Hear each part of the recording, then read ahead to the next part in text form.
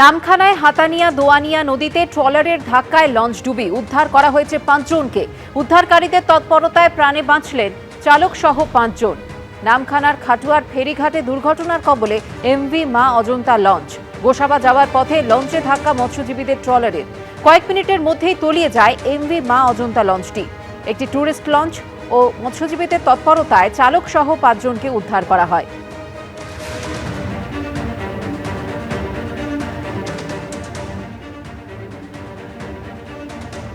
সবাই সামনে দাঁড়িয়ে গেলে হবে নি।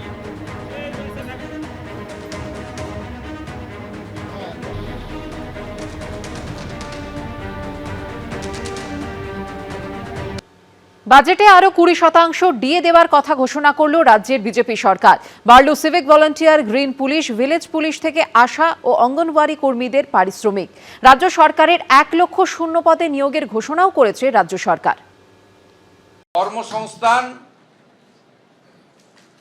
এবং দুটি বিষয়ে অগ্রাধিকার পেয়েছে শিল্প এবং কৃষক বা কৃষি। তার সঙ্গে আমরা উল্লেখযোগ্যভাবে গুরুত্ব দিয়েছি শিক্ষা এবং স্বাস্থ্যকে।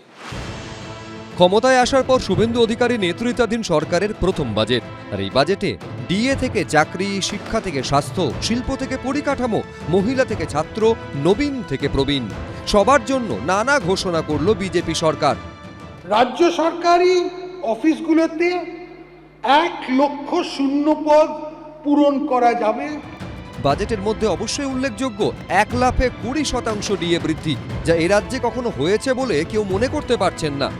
বর্তমানে 18% মহার্ঘ ভাতা যেটা হচ্ছে ডিএ ওপর অতিরিক্ত 20% মহার্ঘ ডিএ দেওয়া হবে।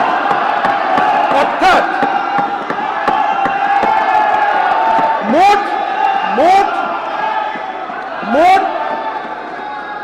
মোট ডিএ হার হবে 38%।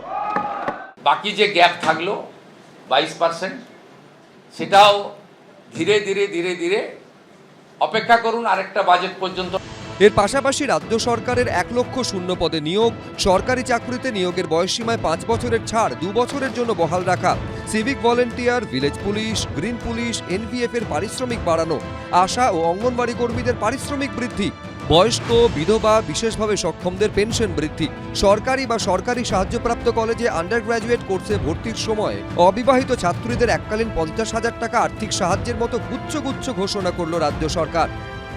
আগে যে মুখ্যমন্ত্রী ছিলেন তিনি আমাদের কাজের পরিপ্রেক্ষিতে বেতন ন্যূনতম দিয়েছিল, তো সেতে আমাদের সংসার চলতে খুবই কষ্টের হতো। কিন্তু এখন মুখ্যমন্ত্রীকে ধন্যবাদ জানাই, তিনি যে 5,000 টাকা আমাদের মানে বৃদ্ধি করিয়েছেন, তাতে আমরা খুব খুশি। যে উত্তরবঙ্গ ভোটে বিজেপিকে ঢেলে দিয়েছে, সেখানকার জন্য IIT, IIM, medical college, cancer হাসপাতাল, এয়ারপোর্টের মতো বিরাট ঘোষণা করে কার্যত ঋণ শোধ করল রাজ্যের বিজেপি সরকার। যদি পুরোপুরি কমপ্লিট হয় যেগুলো তারা প্রতিশ্রুতি দিয়েছে, তাহলে নর্থ বেঙ্গলবাসীর আর বলার জায়গা থাকবে না। এ রাজ্যের প্রথম বিজেপি সরকারের প্রথম রাজ্য বাজেটে আরেকটি উল্লেখযোগ্য দিক হল কৃষি ও শিল্পক্ষেত্রের জন্য ডাবল বোনান্সা। রাজ্যে বড় শিল্প আনার লক্ষ্যে বাজেটে একাধিক যুগান্তকারী ঘোষণা করল শুভেন্দু অধিকারীর সরকার। তবে একই সঙ্গে গুরুত্ব দেওয়া হলো কৃষিক্ষেত্রের ওপরেও। বাজেট বক্তৃতা মাননীয় অর্থমন্ত্রী শেষ করার পরে কার্যত এখানে বিরোধীদের বলার কিছু আছে বলে মনে হয় না। একজন প্রবীণ বিধায়ক, তিনি বিরোধী দলেরই একাধিকবার বিধায়ক অশোক দেব আমাকে বলছিলেন যে বলার কোনো সুযোগ নেই। কেন্দ্রীয় বাজেট নির্ভর এই রাজ্য বাজেট হয়েছে। মমতা বন্দ্যোপাধ্যায়ের ক্ষেত্রে ছিল আত্মনির্ভর বাংলার বাজেট। দুর্গাপুরে সেমিকন্ডাক্টর ইউনিট তৈরির কথাও ঘোষণা করা হয়েছে বাজেটে। আশাবুল হোসেন, উজ্জ্বল মুখোপাধ্যায়, এবিপি আনন্দ। রাজ্য সরকারি চাকরিতে 1 লক্ষ শূন্য পদে নিয়োগ হবে, বাজেটে ঘোষণা করলেন রাজ্যের অর্থমন্ত্রী। যার মধ্যে রয়েছে 50,000 শিক্ষক নিয়োগের প্রস্তাবও। নতুন নিয়োগে 33% পদ সংরক্ষিত থাকবে মহিলাদের জন্য। কর্মসংস্থানের লক্ষ্যে বাজেটে ঘোষণা করা হলো সরকারি চাকরিতে 1 লক্ষ শূন্য পদে কর্মী নিয়োগ করা হবে।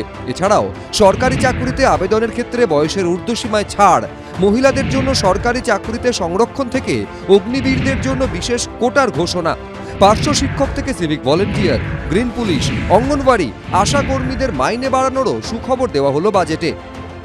রাজ্য সরকারি অফিসগুলোতে 1 লক্ষ শূন্য পদ পূরণ করা যাবে, যার 33% মহিলাদের জন্য সংরক্ষিত থাকবে।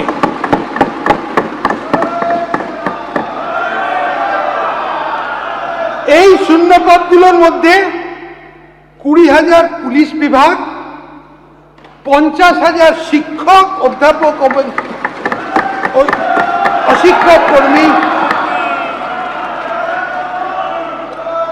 1,000 ইস্টার্ন ফ্রন্টিয়ার রাইফেলস এবং বাকি অনেক সরকারি নিয়োগ করা হবে। যেখানে প্রযোজ্য সেখানে 10% অগ্নিবীরদের জন্য সংরক্ষিত থাকবে। স্বচ্ছ নিয়োগ প্রক্রিয়ার আশ্বাস দিলেন মুখ্যমন্ত্রী। এই অর্থবর্ষে 1 লক্ষ নতুন নিয়োগ হবে। বাজেট বক্তৃতায় অর্থমন্ত্রী বলেছেন, নিয়োগে কোনো রাজনৈতিক লোক নিয়োগ কমিটিতে থাকছে না, ইউপিএসসি কে ফলো করবে পশ্চিমবঙ্গ সরকার। এবং আজকে যে চাকরির দুর্নীতি হয়েছে, সেই দুর্নীতির হাত থেকে আগামী দিনে আগামী প্রজন্ম, বেকার যুবক যুবতীরা রক্ষা পাবে। এটি একটি বড় দিক। ফ্রিবিজ থেকে তো চাকরিটা বা কর্মসংস্থান বা অন্য কোনো যে স্টুডেন্টগুলো পরবর্তীকালে নিজের পায়ে দাঁড়াতে পারে, সেটা অনেকটা বেটার। বেকার জিনিসটা যেটা যতটা কমবে ততটাই তো ওভারঅল গ্রোথ হবে একটা স্টেটের। এটা তো আমাদের পক্ষে খুবই ভালো, যারা আপকামিং জেনারেশন আমাদের বয়স। আজকে ওয়েস্ট বেঙ্গলে লাস্ট 15 বছর ধরে চাকরির খুব অভাব, এমপ্লয়মেন্ট অনেক জনের কাছে নেই। আজকে যদি সত্যি এটা হয়, আমাদের রাজ্য সরকার ভরসা যেটা দিয়েছে সেটা যদি পূর্ণ হয়, তাহলে আমাদের খুব খুশি হব, স্টুডেন্টদের জন্য খুব ভালো হবে এটা। সরকারি চাকরিতে নতুন নিয়োগের 33% পদ মহিলাদের জন্য সংরক্ষিত থাকবে। সরকারি চাকরিতে যত নিয়োগ হবে তার অর্ধেকই শিক্ষাক্ষেত্রে। সরকারি পদে নিয়োগের ক্ষেত্রে বয়সের ঊর্ধ্বসীমায় ইতিমধ্যেই 5 বছর ছাড় দেওয়া হয়েছে। এবার এই বয়সের ঊর্ধ্বসীমায় ছাড়ের সুবিধে পরবর্তী 2 বছরের জন্য বহাল থাকবে। সরকারি পদে নিয়োগের জন্য বয়সের ঊর্ধ্বসীমা ইতিমধ্যে 5 বছর ছাড় দেওয়া হবে। এই সুবিধা পরবর্তী 2 বছরের জন্য বহাল থাকবে। সরকারি নিয়োগকারী বিভিন্ন সংস্থাকে ইউপিএসসির ধাঁচে একটি প্রাতিষ্ঠানিক কাঠামোর মধ্যে আনা হবে। জব কার্ড হোল্ডারদের জন্য 125 দিনের কাজের কথাও বলা হয়েছে রাজ্য বাজেটে। আশাবুল হোসেন, পার্থপ্রতিম ঘোষ ও অরিত্রিক ভট্টাচার্য, এবিপি আনন্দ। নতুন 4টি মেডিকেল কলেজ পাচ্ছে রাজ্য, ঘোষণা হলো রাজ্য বাজেটে। এরই পাশাপাশি এমবিবিএস ও মেডিকেলে পোস্ট গ্রাজুয়েটে বাড়ছে আসন। প্রান্তিক এলাকায় স্বাস্থ্যক্ষেত্রে উন্নয়নে দেওয়া হয়েছে জোর। রোগীদের পাতেও এবার আসবে বদল। বেহাল স্বাস্থ্য ব্যবস্থাকে চাঙ্গা করতে রাজ্য বাজেটে ব্যবস্থা করা হলো একগুচ্ছ দাওয়াইয়ের। স্বাস্থ্যক্ষেত্রের হাল ফেরাতে নেওয়া হলো একাধিক পদক্ষেপ। তৈরি হবে 4টি নতুন মেডিকেল কলেজ, যার মধ্যে 3টি হবে উত্তরবঙ্গে। আলিপুরদুয়ার, কালিম্পং, দক্ষিণ দিনাজপুর ও পশ্চিম বর্ধমান জেলাতে নতুন মেডিকেল কলেজ স্থাপন করা হবে। এছাড়াও সরকার 13টি রাজ্য সরকারি মেডিকেল কলেজে প্রায় 650টি এমবিবিএস আসন এবং 450টির বেশি পোস্ট গ্রাজুয়েট আসন, পিজি আসন বাড়ানোর পরিকল্পনা হাতে নিয়েছে। নতুন মেডিকেল কলেজ, এইমস তৈরি করা, হাসপাতালগুলির পরিকাঠামো উন্নতি করা, মেডিকেল ছাত্রের সংখ্যা বৃদ্ধি করা, নিশ্চয়ই এটা আমাদের রাজ্যের কাছে প্রয়োজনীয় এবং আমরা এটাকে স্বাগত জানাচ্ছি। ভবিষ্যতে হচ্ছে যে গ্রামীণ যে স্বাস্থ্য ব্যবস্থা এবং পাবলিক হেলথের বিষয়টা, এইটার দিকে তারা সেভাবে নজর দেবেন। কখনো পাতে ট্যালট্যালে সবজির ঝোল, কখনো দুপুরের ঝোল ভাতই ফের রাতের খাবারে। মাছের পিস পাতে পড়া না পড়া সমান। সরকারি হাসপাতালের খাবার নিয়ে বিস্তর অভিযোগ রোগী ও তাদের আত্মীয়দের। এবার কি সেই দুর্দিন ঘুচবে? যেটা পুণ্যের কাজ করেছে অর্থমন্ত্রী আজকে, সেটা হলো 56 টাকায় 3 বেলা খাবার দেওয়া হতো হসপিটালে। আমি পিজিতে ভিজিটে গেছিলাম, পিজির ডাক্তাররাই আমাকে বলছে দুপুরেও কুমড়ো, সন্ধ্যাবেলাও কুমড়ো। আমি জানতে চাইলাম কেন? বললো কি করবে ঠিকাদাররা, সাপ্লাইয়াররা, 56 টাকা। আমি বললাম কত টাকা দিলে হবে? 104 টাকায় মোটামুটি 3 বেলা হবে। আমি স্বপনদাকে অনুরোধ করলাম যে 104 নয়, 110 করে দিন, একটু রুগীরা ভালো খাওয়ার পাক। আমরা 110 টাকা করে দিয়েছি। এটা খুব ভালো পদক্ষেপ, কারণ প্রায় 10 বছরের উপর 56 টাকা দিয়ে 4 বেলা খাওয়ার এবং পুষ্টিকর খাবার দেওয়া সম্ভব নয়। এবং আমার মনে হয় এই সিদ্ধান্তটা ডাবল করে দেওয়া টাকার অঙ্কটা প্রায় 110 টাকা, এটা খুব দরকার ছিল। ইনফ্যাক্ট যদি আমরা প্রাইভেট হসপিটালের কথা ধরি, সেখানে প্রায় 300 টাকা বরাদ্দ থাকে কিন্তু খাওয়ার পেছনে। আরেকটা জিনিস আমি বলি, আমার মনে হয় স্বাস্থ্য মন্ত্রক এটা ভালোভাবেই চিন্তা করবেন, অন্তত প্রতি হাসপাতালে যেন একজন ডায়েটিশিয়ান থাকেন। একই সঙ্গে সুন্দরবনের মতো প্রত্যন্ত এলাকায় সুপার স্পেশালিটি হাসপাতাল তৈরির জন্য বরাদ্দ হলো এবারের বাজেটে। রাজ্য সরকার উত্তরবঙ্গে একটি এইমস হাসপাতাল, সুন্দরবন ও পুরুলিয়া এবং দার্জিলিংয়ে সুপার স্পেশালিটি হসপিটাল এবং উত্তরবঙ্গে একটি বিশিষ্ট ক্যান্সার হাসপাতাল স্থাপন করার উদ্যোগ নেবেন। সিউড়ি সুপার স্পেশালিটি হাসপাতালকে একটি সরকারি মেডিকেল কলেজ ও হাসপাতালে উন্নীত করা হবে। মুর্শিদাবাদ জেলায় বিড়ি শ্রমিকদের হাসপাতালটা আধুনিকরণ করা হবে।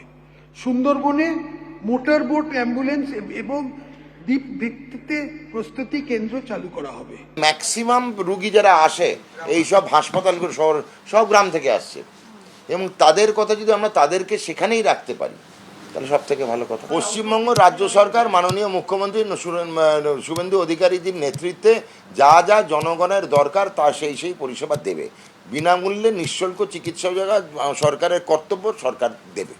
এই রাজ্য থেকে চিকিৎসার জন্য বহু মানুষ যান দক্ষিণ ভারতে, কিন্তু তাদের থাকা নিয়ে বড় সমস্যার মুখে পড়তে হয়। দীর্ঘদিন থেকে চিকিৎসা করাতে হলে থাকা ক্রমশ ব্যয়বহুল হয়ে ওঠে। এই বাজেটে দিশা রয়েছে তাদের জন্যও। মুম্বাই ও ভেলোর চিকিৎসার জন্য রোগীদের পিপিপি ব্যবস্থাপনায় সুলভে থাকার বন্দোবস্ত করা হবে। এরই পাশাপাশি রাজ্যে অত্যাধুনিক সুপার স্পেশালিটি হাসপাতাল গড়ে তোলার জন্য বেসরকারি সংস্থাগুলিকে আহ্বান জানানো হবে রাজ্য সরকারের তরফে। সেক্ষেত্রে শর্ত থাকবে সরকারকে অন্তত 50% বেড বিনামূল্যে বা ভর্তুকিযুক্ত মূল্যে দেওয়ার। কৃষ্ণেন্দু অধিকারী, সন্দীপ সরকার, সত্যজিৎ বৈদ্য, এবিপি আনন্দ। রাজ্য বাজেটে জোর দেওয়া হয়েছে পরিকাঠামো উন্নয়নে। কালনা, বীরভূম এবং নন্দীগ্রামে দেওয়া হয়েছে সেতু তৈরির প্রস্তাব। এর পাশাপাশি চিংড়িঘাটা নিউ টাউনের মধ্যে তৈরি হবে প্রায় 7 কিলোমিটার দীর্ঘ এলিভেটেড করিডোর। কালনা শান্তিপুরের মধ্যে সেতু, বীরভূমে ময়ূরাক্ষী নদীর ওপর 4 লেনের ব্রিজ, মুড়িগঙ্গা সেতু এবং নন্দীগ্রাম হলদিয়া সেতু নির্মাণের প্রতিশ্রুতি দেওয়া হয়েছে বাজেটে। এর পাশাপাশি চিংড়িঘাটা নিউ টাউনের মধ্যে তৈরি হবে প্রায় 7 কিলোমিটার দীর্ঘ এলিভেটেড করিডোর। আমি 1200 কোটি টাকা ব্যয় কালনা এবং শান্তিপুরের মধ্যে সংযোগকারী একটি ভাগীরথী প্রধান সেতু নির্মাণের প্রস্তাব দিচ্ছি। আমি প্রায় 900 কোটি টাকা ব্যয় করে একটা 7.41 কিলোমিটার দীর্ঘ Chingrighata two new town elevated corridor করার প্রস্তাব দিচ্ছি। আনুমানিক 1850 কোটি টাকা প্রকল্প ব্যয় হলে হুগলি জেলার ডানকুনি জাংশন ও মগরার মধ্যে একটি কৌশলগত রোড করিডোর প্রকল্প গড়ে তোলা হবে। ভাগীরথীর ওপর কালনা ও শান্তিপুরের সংযোগকারী সেতুর প্রস্তাবে খুশি কালনাবাসী। এই ব্রিজটা হয়ে গেলে আমাদের শান্তিপুর এবং কালনার যে যোগাযোগ ব্যবস্থাটা অনেক উন্নত হবে। 34 নম্বরে ডাইরেক্ট ওখান থেকে মিশবে এবং এই ব্রিজ দিয়ে সাধারণ পরিবহনগুলো সমস্ত কিছু যাতায়াত করতে পারবে, ফলে আমাদের কালনার অনেক উন্নতি হবে। ময়ূরাক্ষী নদীর ওপর সেতু তৈরির প্রস্তাবে খুশি বীরভূমবাসী। আমাদের খুবই ভালো হবে, যানজট থেকে মুক্তি হবে। তিলফাড়াটা ভেঙে গেছিল, সেই মিহিরলাল ব্যারেজ তার আবার পুনরায় গৌরব তার ফিরে পাবে। এটা আমাদের খুবই খুশির খবর একটা সিউড়ির জন্য। কলকাতার পর এবার জেলাতেও মেট্রো প্রকল্প করা যায় কিনা তা খতিয়ে দেখার প্রস্তাব দেওয়া হয়েছে বাজেটে। দুর্গাপুর, আসানসোল ও শিলিগুড়ি, জলপাইগুড়ির মধ্যে মেট্রো সংযোগ চালু করার লক্ষ্যে প্রকল্পের সম্ভাব্যতা আমরা একটা টেকনো ইকোনমিক সার্ভে স্টাডি করার আরম্ভ করেছি। এছাড়াও পরিকাঠামো উন্নয়নে আরো একাধিক প্রস্তাব দিয়েছেন রাজ্যের অর্থমন্ত্রী। বর্তমানে হলদিয়া এবং কলকাতা বন্দর কম নাব্যতা এবং জাহাজ ওঠানামান মানে টার্ন অ্যারাউন্ড টাইম দীর্ঘসূত্রে সমস্যা ভুক্তভোগী। এই ব্যাপারে আমি পূর্ব মেদিনীপুর জেলার দাদন পাত্রবারে পাবলিক প্রাইভেট পার্টনারশিপ মডেলের মাধ্যমে একটি গভীর সমুদ্র বন্দর গড়ে তোলার প্রস্তাব রাখছি, যেখানে একটি সমন্বিত বন্দর পরিকাঠামোর মাধ্যমে পণ্য ওঠানামা, স্টোরেজ, সহায়ক শিল্প, মাল্টিমোডাল রাস্তা, রেল যোগাযোগ হবে। সব মিলিয়ে পরিকাঠামো উন্নয়নে জোর দেওয়া হয়েছে বিজেপি সরকারের প্রথম বাজেটে। উজ্জ্বল মুখোপাধ্যায়, ভাস্কর মুখোপাধ্যায়, রানা দাস, এবিপি আনন্দ। এবিপি আনন্দ, এগিয়ে থাকে, এগিয়ে রাখে।